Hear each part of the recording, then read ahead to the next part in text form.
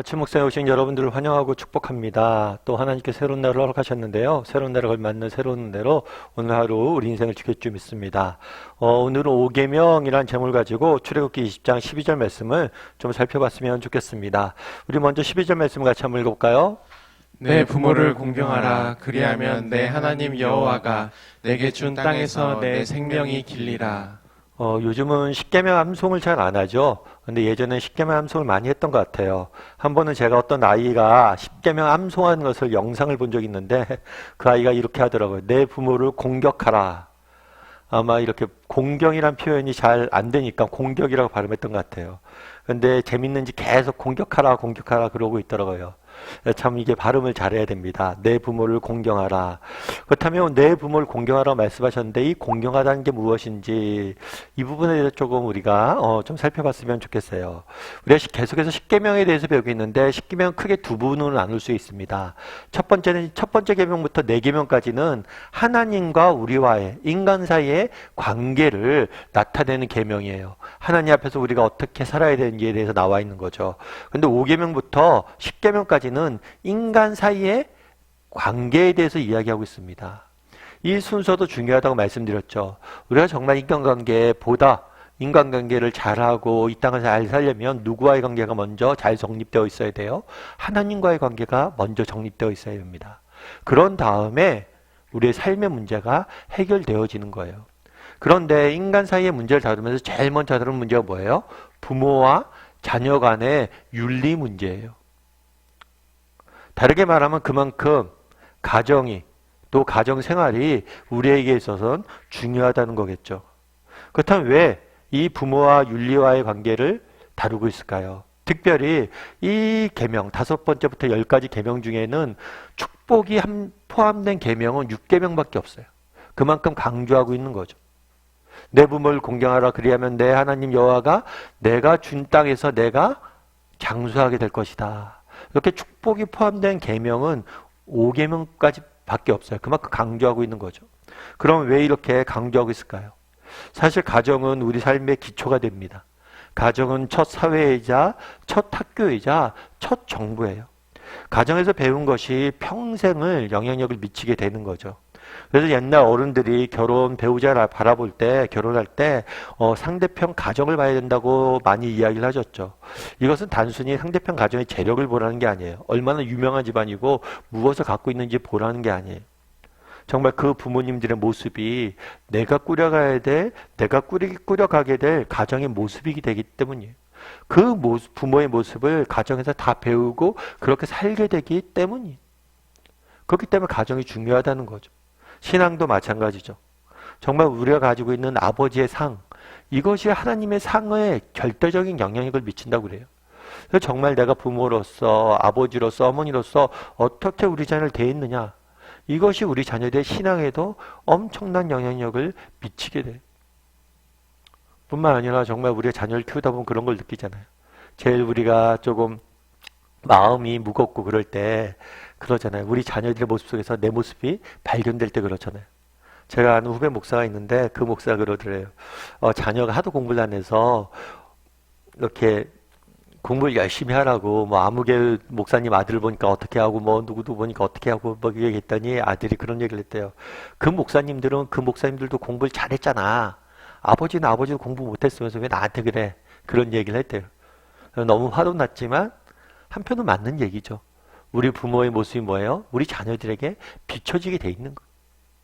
그러니까 우리가 정말 잘 살려고 노력을 해야 돼요. 왜냐하면 우리의 모습이 자녀들의 모습이 되어지기 때문이죠. 그렇다면 오늘날 가정의 모습은 어떨까요? 정말 성경이 이렇게 가정에 대해서 강조하고 있는데 오늘날 우리 사회의 가정의 모습은 어떨까요? 사실 과거에 비해서 여성들의 지위가 굉장히 많이 향상되어 있습니다. 그래서 부모가 함께 자녀들을 양육하죠. 이것은 굉장히 긍정적인 모습이라고 볼 수가 있어요. 하지만 오늘날 우리 사회의 가정의 모습은 부정적인 모습도 많습니다. 청소년 넷 중에 한 명은 부모의 이혼을 경험한다고 그래요. 그래서 우리 자녀들에게 물어보면 우리 자녀들이 다니는 학교에 정말 부모가 이혼한 케이스들이 많아요. 그리고 요즘 결혼하면 커플의 절반 이상이 이혼을 한다고 그래요. 1인 가구가 25%가 넘어가고 있어요. 앞으로 이런 경향들은 점점 많아질 거예요. 그만큼 역기능적인 가정이 많아지는 거죠. 정말 하나님은, 가정은 하나님 우리에게 주신 최초의 선물이자 축복이에요. 그런데 세상 문화가 발달되어 있는 것은 한결같이 늘 뭐가 되어 있는 걸 보게 돼요? 가정이 무너져 있는 모습들을 보게 돼요. 서구 사회가 그렇고 정말 하나님 모르는 제3세계가 그래요. 정말 서구 사회도 가정이 얼마나 지금 세속화되면서 가정이 파괴됐습니까? 뿐만 아니라 여러분 동남아나 이런데 이방 신화, 이방 문화가 이방 신이 지배하는 지역을 가보세요. 가정이 엄청 파괴되어 있어요.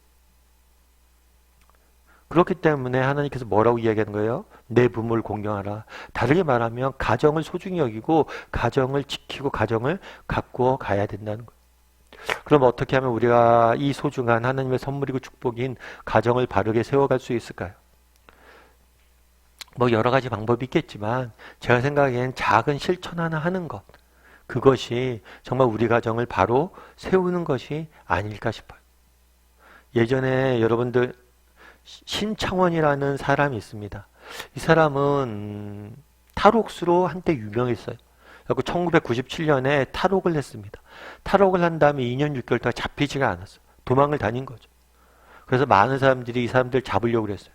현상금도 최고의 현상금이 붙었고 이 사람을 잡으려고 동원된 인력만 해도 연인원이 97만 명이에요. 그런데 이 사람이 나중에 잡혔어요. 잡힌 다음에 이런 말을 하는 걸 들어봤어요.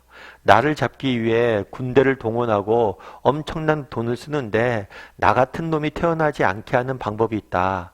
초등학교 때 선생님이 머리 한번 쓰다듬어 주었으면 내가 여기까지 오지 않았을 것이다. 이렇게 이야기해요. 물론 자신의 잘못을 사회에 핑계대는 말일 수도 있어요. 하지만 이런 게 맞는 말일 수도 있어요. 나 같은 사람이 생기지 않는 방법이 있다. 그게 뭐냐면 누군가 따뜻하게 나에게 말 한마디 해주고 쓰다듬어 주었으면 내가 탄생하지 않았을 것이다. 정말 우리가 가정을 세우는 방법, 그것이 뭐 특별한 것이 아니라고 생각합니다. 정말 우리 자녀들을 뭘 하는 거예요? 진심으로 사랑하고 정말 따뜻한 말 한마디를 할 수 있는 것. 우리 부모님에게도 마찬가지죠. 부모님 공경하는 게 특별한 게 아니잖아요. 정말 따뜻한 말 한마디 드리는 것. 저도 자녀를 키우다 보면 느껴지는 게 있죠. 아이들이 뭐 대단한 걸 해줘서 뭐 기쁘고 감사하고 그런 게 아니에요. 그냥 아이들이 지나가는 말로 아빠 고마워 한마디 해줘도 정말 부모의 수고가 다 내려가잖아요.